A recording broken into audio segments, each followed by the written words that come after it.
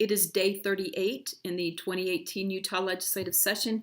Didn't start out great. My legal notices bill was held in the Senate Government Operations Committee. If you recall, that's the bill that says that if your city can give someone a direct legal notice to the person, to their face, then they can forego having to publish it in a newspaper.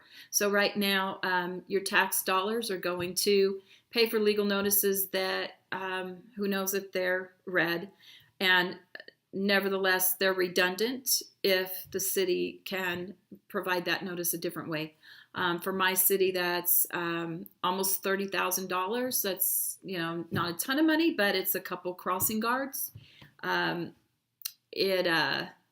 It pays for something, and when we it just, I don't care how much it is or how little it is. If it's a waste, can we just stop that? Well, the House passed it out favorably, but the Senate killed it, so I guess they're okay with waste. Today I passed a bill out of committee that I haven't really discussed yet. The title is Extra-Jurisdictional Land Use. It's a very riveting title, so I know you're excited.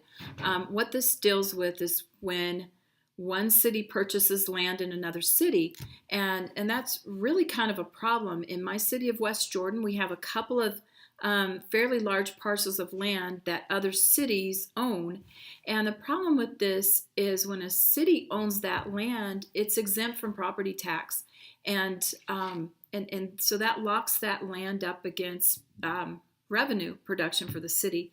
So what the bill does is it first requires a city that I kind of call the parasite city to first demonstrate that they can't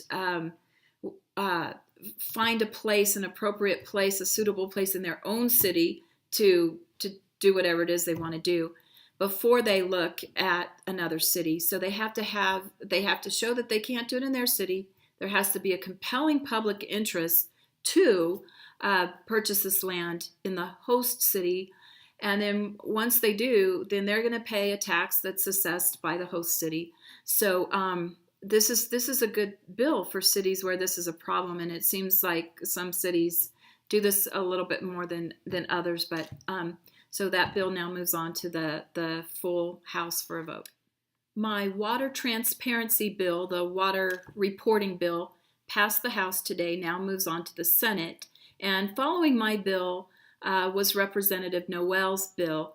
I mention this because the media has tied both of these bills together as, well, they're kind of okay with mine. They really don't like his.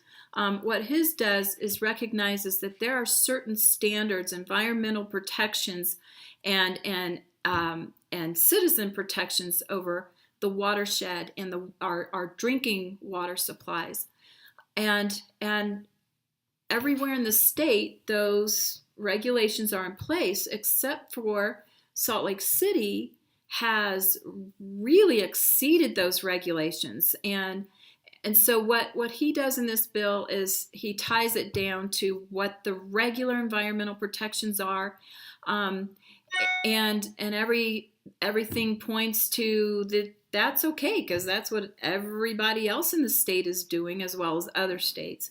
But Salt Lake City has kind of used that as a reason to limit land use extremely broadly for example, 300 feet of the watershed or of a water source can be protected and have certain things prohibited in that area, but they take thousands of acres. I mean, it's really excessive. So I think it's a good bill that that works in the interest of safety for people for drinking water while not allowing abuses. Tomorrow morning in the House Law Enforcement and Criminal Justice Committee, there's going to be a bill that I'm the floor sponsor on, meaning I'm the House sponsor. Senator Stevenson is the primary sponsor on this, but this has to do with police quotas and trying to make them illegal.